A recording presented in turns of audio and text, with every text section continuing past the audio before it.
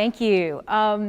So my goal here is to not talk at you this whole time period. I'm a little jealous that this is your last week of class. I still have one more week before exams. But I'm going to talk for just about 15 or 20 minutes, give you just sort of a brief overview of some of the things that I've been doing with the iPad in my class and that we're doing at Hood, and then just really open it up to questions. As somebody who's been doing this for a while, I know y'all have a lot of, well, can I do this? What works? What doesn't work? And I want to be sure there's plenty of time for you guys to ask me questions. First, I want to talk just a little bit about where I come from. I don't normally look at it from this viewpoint, but this is where I teach, Hood College. It is a small liberal arts college just north of Washington, D.C. in Frederick, Maryland.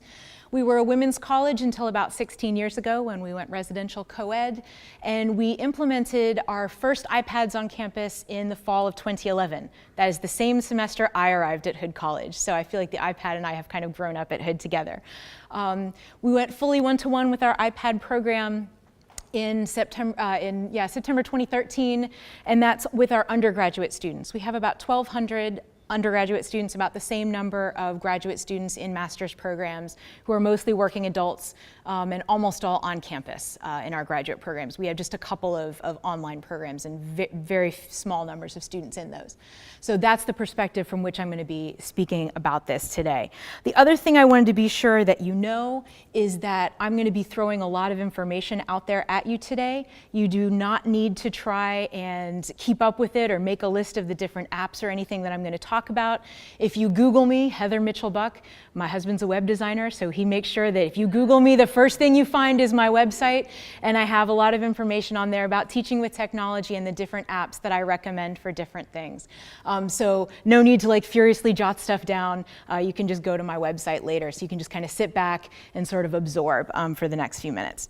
So the first thing that I want to focus on today is how we make our students more accountable, because there are three big things that I think the iPad has really done. The first thing is that very first fundamental basic layer, which is we need to make our students accountable for their own education, right? It doesn't work unless they realize, hey, this is my education. I'm responsible for this. These are my classes. This is my future. And so that's the first thing that I'm going to talk to you about. After that, I'm going to tell you a little bit about how the iPad helps to make our students more engaged learners. And then at the very end, I'm going to say a little bit about how the iPad helps us to provide a more equitable education for all of our students. But first, we're going to start on the level of accountability, because if we don't have that, we can't get to the rest, right? So the very first thing is the basics.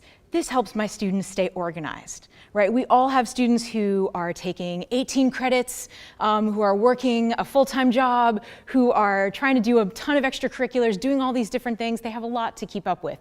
I never did as much when I was an undergrad as my students do now. And so I really encourage them to use that calendar. It can set an alarm and say, hey, don't miss class. You can put all your paper deadlines in it, all your finals, so that they never miss anything. This has helped students who've said to me, like, I am such a scatterbrain. I totally would have missed this deadline if you hadn't reminded me that I could use my iPad to keep track of it.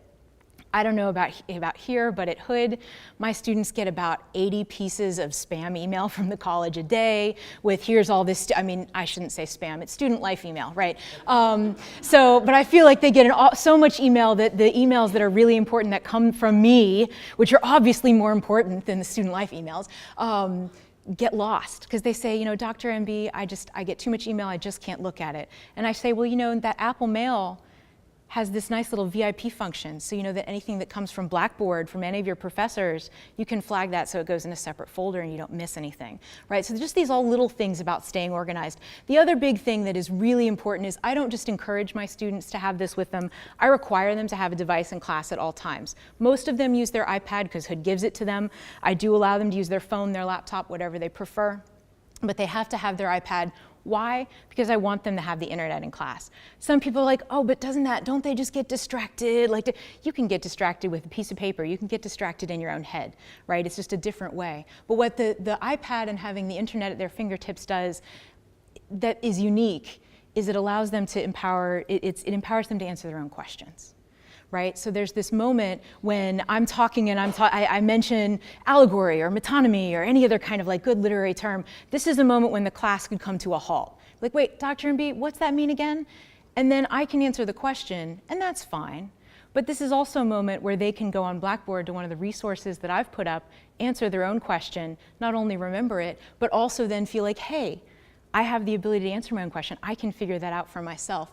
And so that's another just kind of really basic, fundamental thing that this iPad does before they've even put in a single app on it, right? All this comes right from the very beginning. Okay, a couple other things. I'm sure we're all familiar with Dropbox, iCloud storage, whatever kind of cloud storage you want to use. The dog ate my homework is a very 20th century excuse. I don't accept it. I don't accept, oh, I lost my flash drive as an excuse for missed homework. No, we live in the era of cloud storage. It can be synced across all your devices. And I tell them in every syllabus that I write, you are responsible for being able to access your files at all times. So this is something that is really easy to do using your iPad. Uh-oh, we got stuck. So basic, so helpful. How many of us still use chalkboards? I mean, I do. I don't know, I do. I use them a lot for brainstorming in class. I still give chalk talks from time to time, and the students don't have to scramble to catch up. They can just take a photo of the chalkboard. So before I erase, I'm like, okay, guys, photo opportunity, done, then you can erase and move on.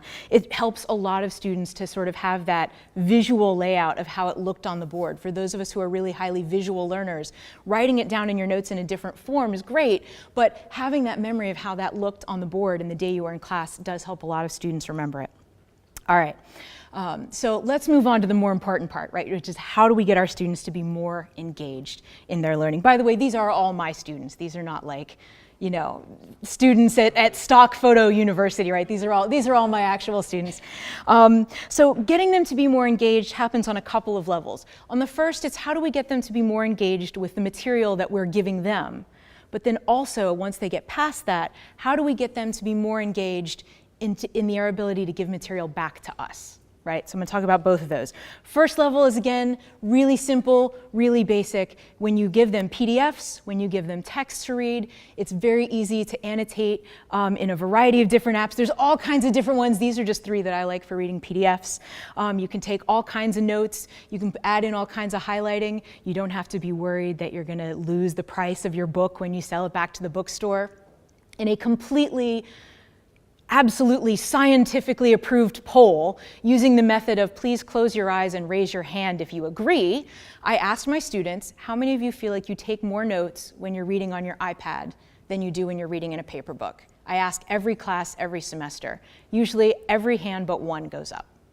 And I ask them why, and I say, well, what do you get out of this? And they're like, well, you know, it feels like so permanent when you write in a book. Like, they're bigger snobs about that than I am, right? I have a lot more expensive, valuable books than they do, but they're like, no, I feel wrong about writing in a book. I'll write as much as I want on my iPad. You know, that, and I also know that I'll be able to sync my notes. I'll be able to keep them in a bunch of different formats. I can have them on my phone when I'm working at my job. I have one guy who's a security guard. He works all night. And he says, what I do is I have my notes in my phone so I can go back and look at them at night when I'm at work. So I'm reviewing what I learned during the day. So that's something that really helps him a lot, as just one example. Okay, we don't all, oh, see, my iPad is a step ahead. Sometimes things don't quite work the way they're supposed to. Haha. Trey, can I get you to help me out? All right. Thank you so much. Thank you. Yeah, just lost the connection. So one thing that happens a lot in my classes that a lot of people know this feeling. Like if you say, we're going to look at a film today, there's that universal like, yes, film in class. They all have this still high school mentality. Oh, I get to sit back and do nothing, do no work today, right? But that's not the way we want our students to watch films if we show films in class. So one of the things that I do is I require them to watch their films on their iPad. I don't have a screening where everybody comes together and watches it at once. Why do I do this? Power of the screenshot. Right, power of the screenshot. So when they're watching it on their iPads, I say, come on in. Thank you very much. And I say, come on in and make sure you have at least 3 screenshots that you want to talk about in class today. Why do we do that? Well, so we can talk about, well, how do you feel about having Nosferatu looming over you like this? It's a little scary, isn't it? And so we can have this moment and everyone can look at the same image together. We can all understand what people are looking at. Using the Apple TV, we can put any student's screen up on the projector, and it makes it very easy. They can just say, okay, well, here's what I was interested in. Here's how we can all talk about that. It takes it from being passive and to being an active activity. So those are things that they can do in terms of the material that I'm giving them to be more active. So what about the material that they are giving back to me? Well, obviously, one of the things that a lot of people are worried about is like, oh, it's a toy. It's for playing Candy Crush. It's for using Facebook. You can get a lot of work done on your iPad. I actually, since I started using my iPad in spring 2012, this is all I have taken to every conference I have ever gone to. I no longer travel with a laptop when I go to a conference. I no longer use a computer when I present in class, because this is just easy. I've written conference papers on this. My students have written papers on it. And the number one thing that I love to do on this is give presentations, because I can do exactly what I'm doing now. So the number one set of words that is sure to strike fear in any student's heart: presentation in class, right? This is the moment that they're all like, I'm afraid of speaking in public. I don't want to do I have to do that? Can't I just write a report and like have somebody else give? No, right? Keynote takes a lot of the angst out of giving presentations for a lot of my students, because it is very simple. It takes away that sort of feeling like when you open up a PowerPoint and you put in a slide, right, automatically it tells you, here's your space for bullet points. So there's this assumption that you have to have bullet points, and then we all experience the horror of death by bullets in PowerPoint, right? Keynote doesn't give you that right off the bat. It just gives you a nice blank slide. It gives you options if you want, but it makes things a little easier. You can just say, well, all I really want to do is show a picture. All I really want to do is give this nice visual thing so people can focus on what I'm saying instead of trying to read my 18 million words on my slide, right? So Keynote takes a lot of the angst out of that for a lot of students, and for me, frankly. And yes, you can still use PowerPoint and Excel and Word on your iPad if you want, but why? Okay. Collaborative learning. This is something that has already come up today. This is super important in my class. All of my classes do at least one group project that's a major component of their final grade, but we do group work almost every day in every class that I teach. And I use the iPad for it. It isn't actually isolationist, right? It does give you this opportunity to do things together. Even something as simple as opening up a Google Doc. Has anyone ever worked on a Google Doc with someone else who's editing it at the same time? It's this very fun sensation, right, where you feel like you're getting messages from spirits, right, because you can see other people typing at the same time. And they love it. Something that we do in my classes every semester is we put together a group discussion manifesto. That's what I call it. And everybody says, I ask them questions. What makes you more likely to participate in group conversation? What makes you less likely to participate in group conversation? What can I do as your professor to help you participate? What are things that I do that keep you from participating? And I ask them just to add all of their thoughts, then we go over it. And then we have it as our group reference document, so that on those days, especially near the end of the semester when conversation is lagging, I say, do I need to get our manifesto out? Do we need to think about what we agreed we were going to do in our group conversations? I do that in Google Docs. Another thing that I use is Padlet. Padlet is probably right now my #1 favorite thing I use with my iPad. It's like a digital corkboard. You can put anything on it you want: text, images, links, anything. PDFs, anything you want. My students use it for collaborating on group projects. They use it for each student in my classes is responsible for taking notes for the whole class one day. So they use it for that. So it's not just text, something visual, again, that helps all different kinds of learners. All right, we're getting to the big guns now, which is making videos, right? Again, even scarier than presentations is when they see on the syllabus, video, 20% of your final grade. They're like, what do you mean? We're getting into this time period, right, where we can't just have black words on a white page. Like if you go on a website and you just see a bunch of Times New Roman text on a white page, you're like, what is this, 1993? Like, come on, like let's get with the program here, right? So we're living in a time period when people are doing a lot more communicating with video, a lot more communicating with a lot of different multimedia. And so telling my students, you have to make a 1-minute video. You have to make me a 1-minute trailer for your project. iMovie, all they have to do is go in and pick a trailer format and just add in the images and the video that they want. It's baby steps. It's baby steps. If they don't want to be in the video, that's okay. There are apps like Stop Motion Studio, which is how we have this lovely little group of people being rained on here with the little wooden figures. She just did it with stop motion to illustrate a fairy tale. That was her assignment for that semester. One of the things that I have them do is put their videos into interactive books. We can use iBooks Author to do that if we have a Mac, but if all we have is an iPad, we can still use Book Creator to do that.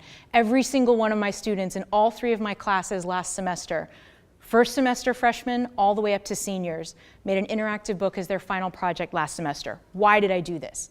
Well, all the things I already said, we need to be thinking in more media formats, but also the things that making videos and making interactive books do for our students is they come out and they feel like they're able to share the knowledge that they get, right? They get home at the end of the semester, they're chatting with their family, great Aunt Muriel is saying, oh, hey, how was your semester? What'd you learn? Did you do well in your classes? Normally, what do they say? Oh yeah, I did okay, I got a B in math and I got a C in this and whatever. But if they say, hey, in my English class, I made this video about fairy tales, and I'd really like to show it to you. And then I can tell you a little bit about what I learned. I guarantee you I'm not having students do that when they write me an essay, right? Like, oh, here, do you want to read my essay about fairy tales? No, right? That's not going to happen. But I had a guy say to me, in that magic and mysticism class that I took, I showed my little brother my video that I made, and he's now really excited about college, and he was not excited about college before. So thank you for giving me that opportunity to get my brother excited about doing more with his education. Like that, oh, I have goosebumps. I'm even just saying that. It's not because it's cold in here, but that story always gives me goosebumps, right? All right, last thing. How can we as educators, using the iPad, make education a more equitable process for all of our students? It is no secret that we teach more kinds of students from more kinds of backgrounds, from more ranges of ability than we ever have before, right? Nobody in here is surprised by this. This is not a phenomenon that is only happening at Hood College, right? So this is my first year seminar class from last semester. Even though the fact that I had 15 women, most of them were from Maryland, or within about a 3-hour drive of Hood's campus. They had so many different backgrounds, they came from so many different places, but the iPad helped me to do a lot for them. One of the things that's hard when you teach at a regional college is that your students live in a global society, they live in a global world, but many of them have never left the immediate vicinity of home.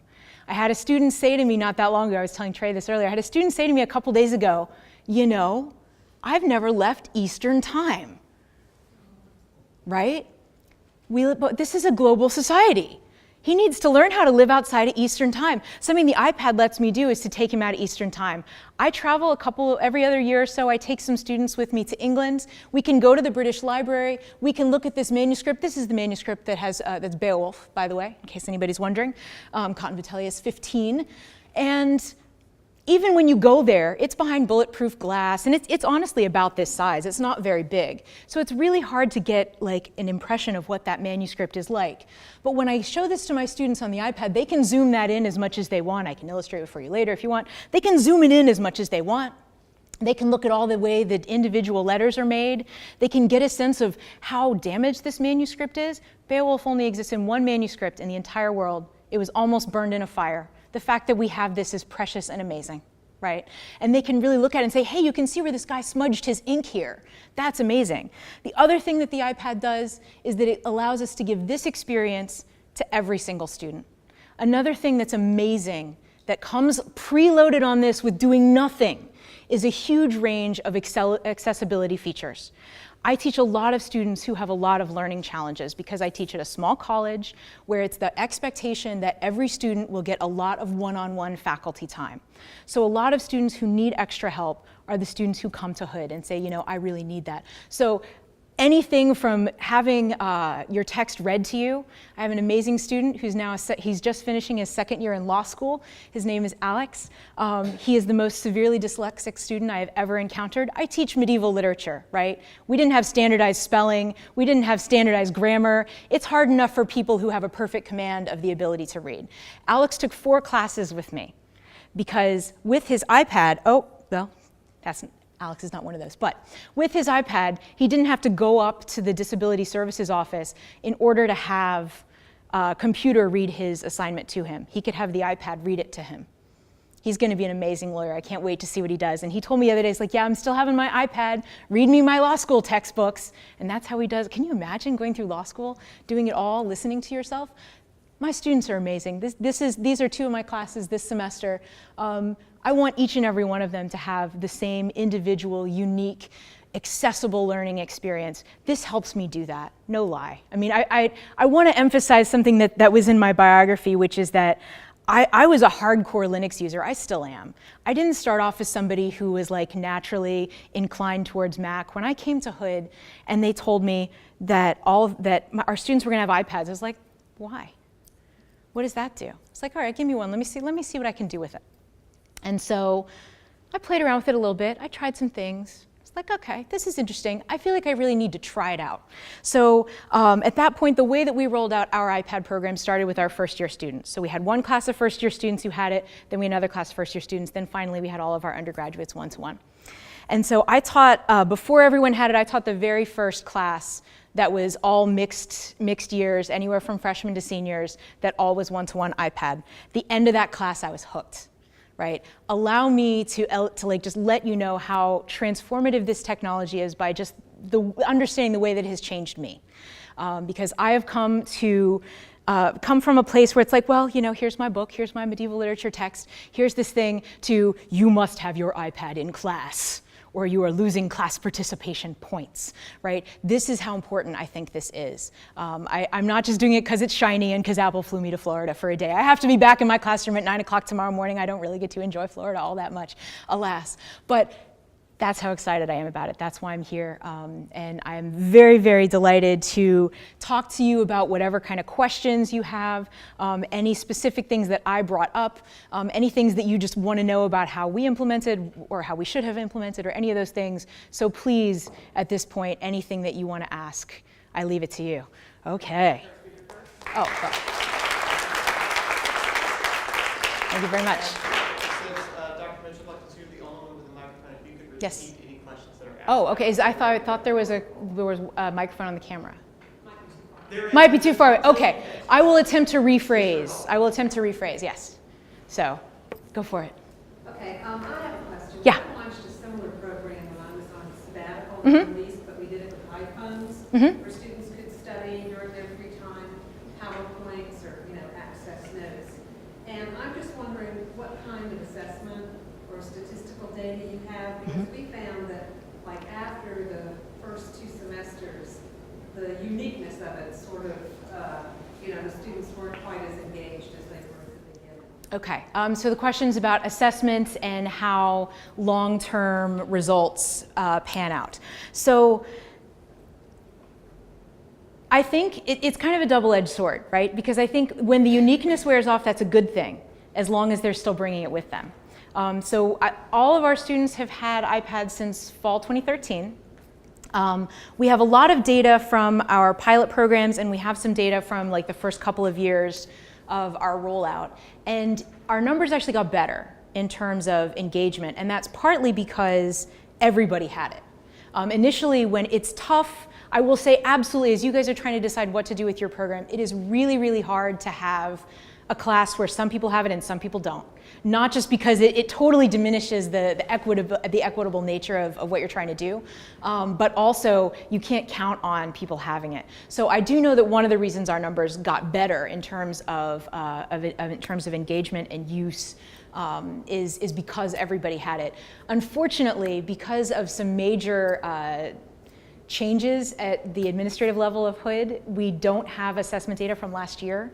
I can give you anecdotal data in that it's mostly at the level of the faculty member. If the faculty member gets bored, if the faculty member isn't trying to innovate and try new things, those numbers are going to go down because they're not going to be doing new things. I see that the way my students are using it is getting better and is changing, and that's true for my colleagues who are also continuing to try and learn for themselves, right? So I make sure that every semester I do something new.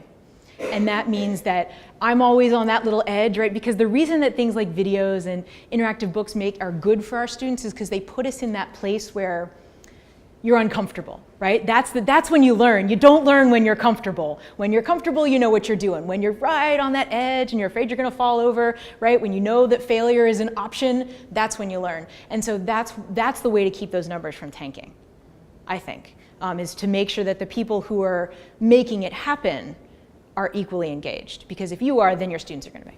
And Yeah. One last question is, how did you handle the transition? Like the freshmen were given iPads, but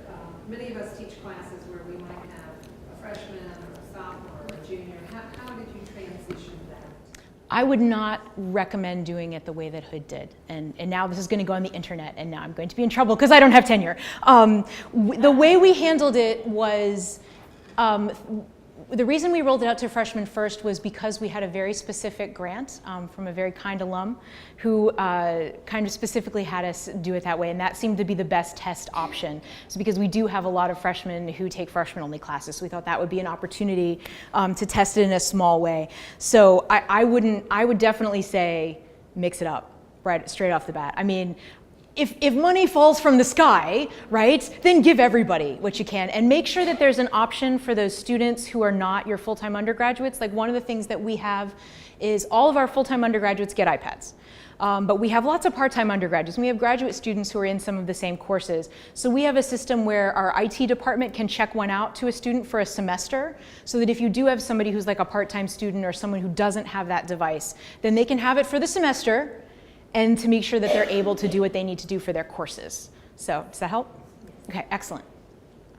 Oh gosh, do you want to? I think it's all I can do to experience. Okay. Just real quick, I mean, Yeah. we all assume that people this age all know how to work this. How much training do you have to do to get the students up to a level where they can go through all those apps? I train every day. Every day in class. There's always something new to learn. I always put up again, the list of apps that's on my website is accessible to them. I give them a list at the beginning of every semester and say, you will absolutely need these apps. Please download them, please play around with them, and I will let you know this is the first day in class we're gonna need it. And so at that point, I expect it to be on your iPad. If it requires you to sign in or create an account or something, to do that. And then the first few minutes, we'll say, okay, everybody open up Socrative, or everybody open up Padlet, or do whatever. And then, we just make sure that we walk everybody through it. I believe the term digital natives is a hoax. They're just because you can use Snapchat doesn't mean you know how to intuitively use technology. And I think that the best results are always going to be achieved when you actually do train. And that's not just a one-time, like, here's your orientation, here's your iPad, but it's part of the longevity of the process. Absolutely, absolutely. I know I saw another hand. Okay. Clearly, you're creating a very rich academic environment. Thank you. They're going to live through 4 years of this. Mm-hmm. And then they're going to transition to, presumably, The real world. Yes. and presumably in that environment, they will not have this infrastructure. Mm-hmm.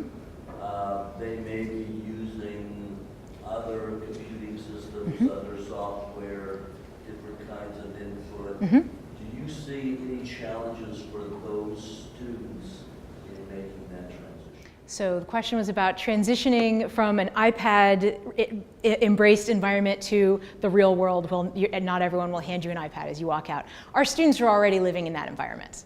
Right? On my campus, we have PCs in almost all of our labs. We have a couple of Mac labs that are mostly for our graphic design students, some of our distance learning students. And we have students with iPhones, students with Android, students who still have flip phones. They exist, people still have them. So I think that they're used to it. And I think that the real lesson is not like, well, here's what I can go out and do with my iPad, and if you take it away from me, I'm suddenly feeling crippled. I think that the answer is really having the iPad in their hands allows them to feel confident trying new things in whatever environments they're going into. I really like to tell my students that you're coming here and the subject matter of my course is medieval literature. But my goal is to not just teach you medieval literature, but to also give you these skills that are going to be useful in whatever environment you're working in, right? And that's, I'm chair of humanities council at my college. Like every college in the world, it's tough to get humanities majors these days because they have this feeling like, oh, this isn't going to help me get a job. Right? And so what I tell them is, look, if you're comfortable fooling around with this, if you're comfortable figuring out how to shoot a video, get your friends to act in it, and then edit that video, put it up on YouTube, you've learned a whole host of skills that will be good whatever kind of infrastructure you have. That was kind of a dodge of your question to a certain extent, but it's also the truest answer that I have, so I hope that helps. What sort of, when the program was initially started, what sort of resistance did the school have faculty? I'm guessing maybe not so much from students, but faculty, and how did you overcome some of those resistances? So, sure. One of the things that I really value about my faculty colleagues at Hood is that we work really hard to support each other's autonomy. And so we definitely have people who are like, Hood should be spending this money on something else. Absolutely. And I have faculty colleagues who believe that devices should be banned from their classrooms.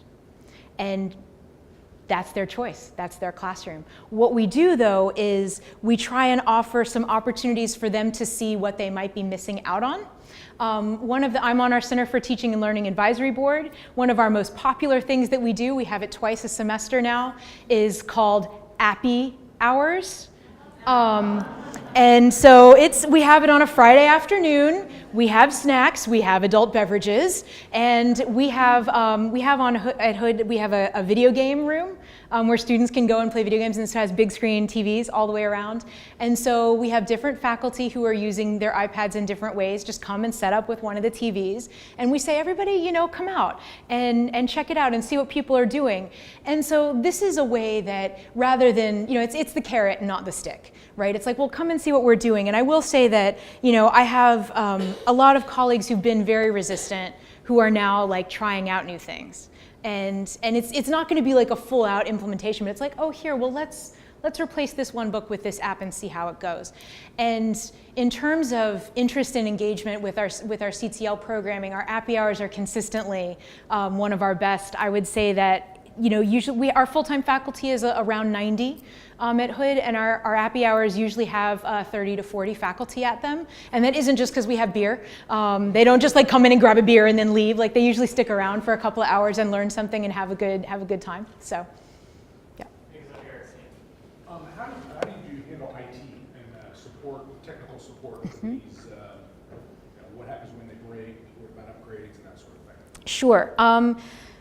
The way Hood has handled this process is one option. When we give these devices to a student, that device belongs to that student. So what happens to it at that point is their responsibility. To a certain, we'll still help them and support them, and if they're having if it's stuck, it's frozen, they have people they can go to for help. I love this Apple Core idea, that's awesome. I'm gonna steal that. But after the initial rollout, what they do is they get their email set up, they get their first year read book is installed on iBooks from when they get their iPad. But at that point it belongs to them, and so if they break it, if they sell it, if they give it to their 13-year-old brother, that's their business. But then when they walk into my classroom, then they realize that they're suddenly responsible for having it again. I don't know that that's the way that everyone should necessarily handle it. It definitely makes things easier for our extremely understaffed and extremely overworked IT department. We have one instructional technologist for 3,000 students.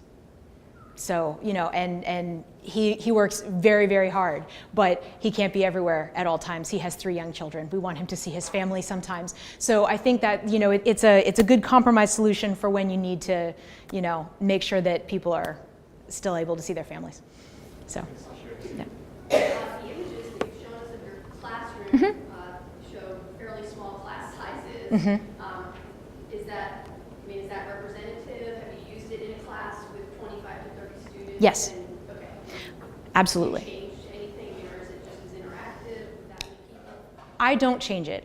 We have about the biggest size class at Hood is 35. So I wouldn't say, we certainly would never have a class of 100 students. But the largest classes that I teach max out at 25, 26. I don't change it that much. A lot of these pictures are small, those 3 are in a class that had 28 students in it. So what I do is a lot of group work so that it can be, very targeted in small things and having them work in small pieces. And then, sometimes I do the jigsaw thing, and sometimes I just have students report back or, put it all up on Blackboard, put it in a Google Doc, et cetera. But no, I think the reason you're seeing small groups of students is because that's how I tend to have them work. And so this is me walking around with my phone, which they're just used to now, and just go about your business. go about your business, right? And so, but I do move the chairs around all the time. So I don't usually have my classroom arranged in a lecture format. So it's usually the first thing I do when I walk in the classroom is move my chairs. And that will sometimes be in small groups like that, and sometimes will be in more of a sort of like, semicircle thing. Sorry, my brain died for a moment. Okay.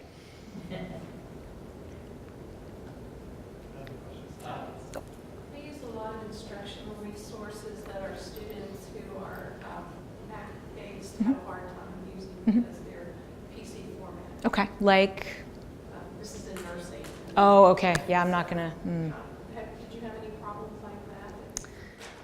Yeah, I mean, we have a very small nursing program. Obviously, you guys are like the pros, right? You have major nursing program here. We definitely do have some of those things. I would definitely say that this is part of the earlier question about being part of a larger infrastructure and finding ways around it. There are a lot. Are they online resources or are they software or? Yes and yes. So because for online resources, some of the things that used to be very hard to access on an iPad are getting better. Safari can handle a lot of it now. If it can't, so having something like Chrome can usually handle almost anything. So like if you do have things that are like Flash-based or whatever, that will work on an iPad now. You just have to get a little creative about the way that you do it.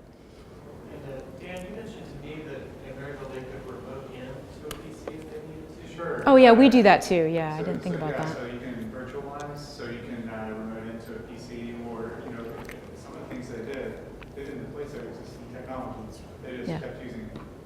There's some things you just can't do on an iPad, and they kept doing these things. Yeah, the what we same way they found did. is that the vendors are resistant Mhm. to making it work for us.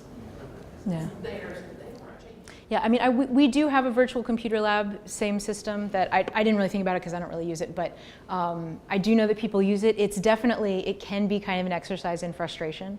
I mean, I think the secret to being excited about adopting an iPad program is not to be like, okay, well, we've given them iPads, so we now stop supporting everything else, right? No, you can't do that. So it doesn't become this is the only thing that you do. It's a way of just taking some of the things that you can do and just making it a little easier. Right? I mean, I still do use a laptop for other things, right? There are times that I do that, but this I would say has gotten 70% of my laptop use, which is pretty good. So.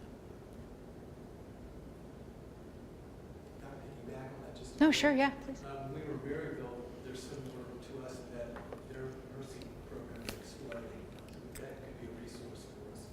The other thing they said about backlit expectations is that you don't use it for everything. The iPad is there to help. You want to use it in a meaningful way, but it isn't. Definitely.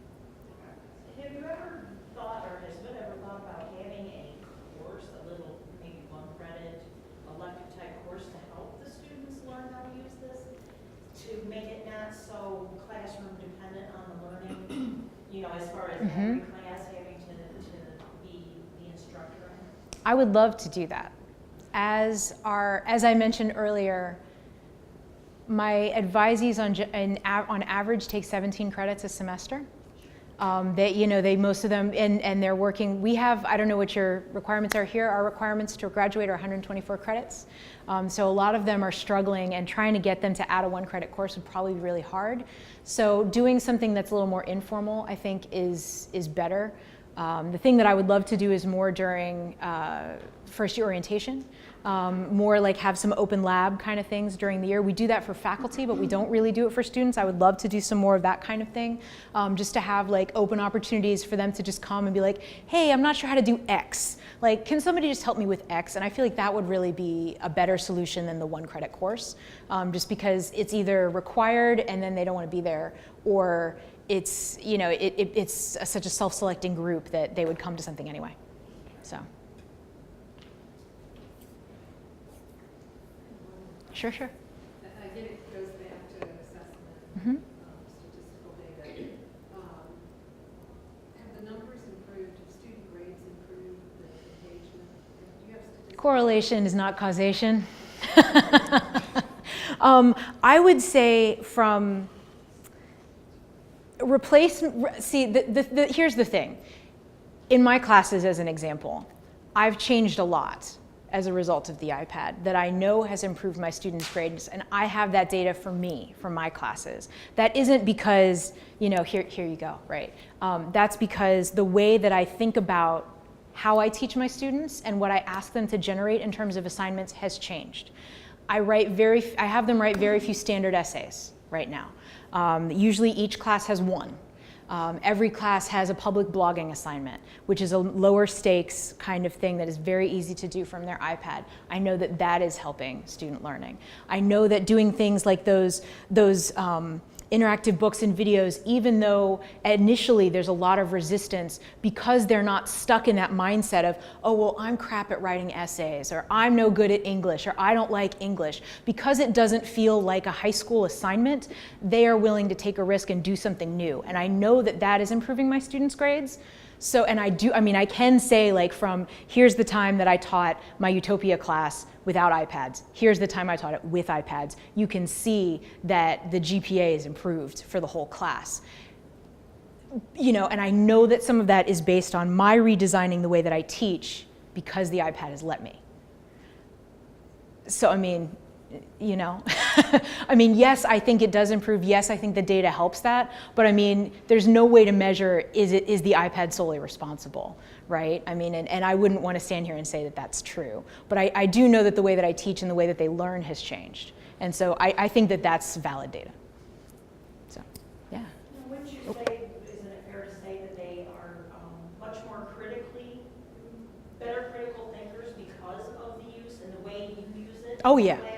Absolutely. And also their technological suave or, ability to know what's valid and what's invalid. Right. And so on and so forth. I think that would be also increased because of, Yeah. like I said, only the way you use it in your classroom and people similar.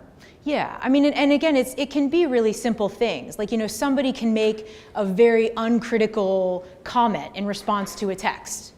And then there's that moment where, without the iPad, students could be like, oh, well, he said it, so yeah, I'm sure that's fine. But then somebody else can be like, well, I went and looked that up, and that actually wasn't true in 1348 or whatever. So, I think it has allowed them to find a space where they can, at least question and find an answer more quickly. And rather than just being like, oh, well, that sounds reasonable, Of course, not everything on the internet is true. I'm sorry to break it to you, right? But at least it makes them ask the question and figure out where to find the place. One of the #1 resources that I give my students is a great website from Cornell called Is That Website Reliable? If you don't know this, just go search Is That Website Reliable Cornell, you'll find it. It's really great. And it helps my students. So sometimes when they come back with that data, I'm like, you need to check that Cornell website. Yeah. So, yeah. Yeah.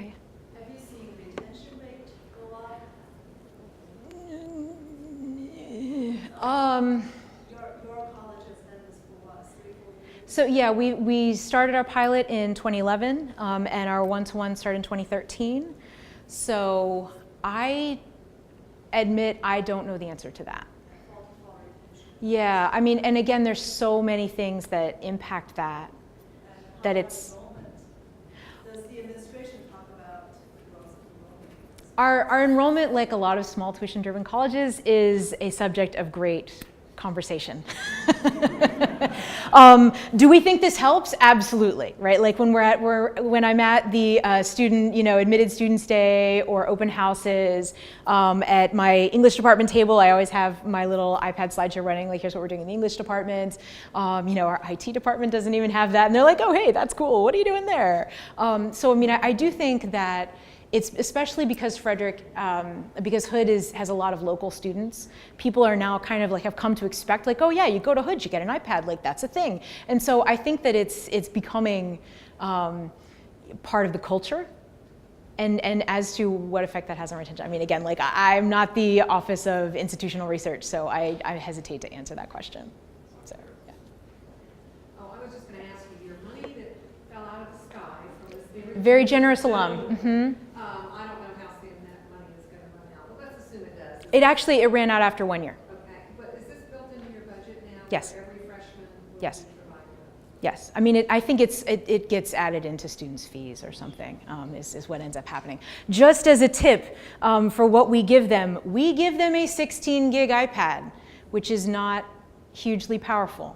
And so that it does allow them to get this technology, it doesn't allow them to store a lot on it, but it does increase the usage of cloud storage and things that are good resources regardless of what device you use.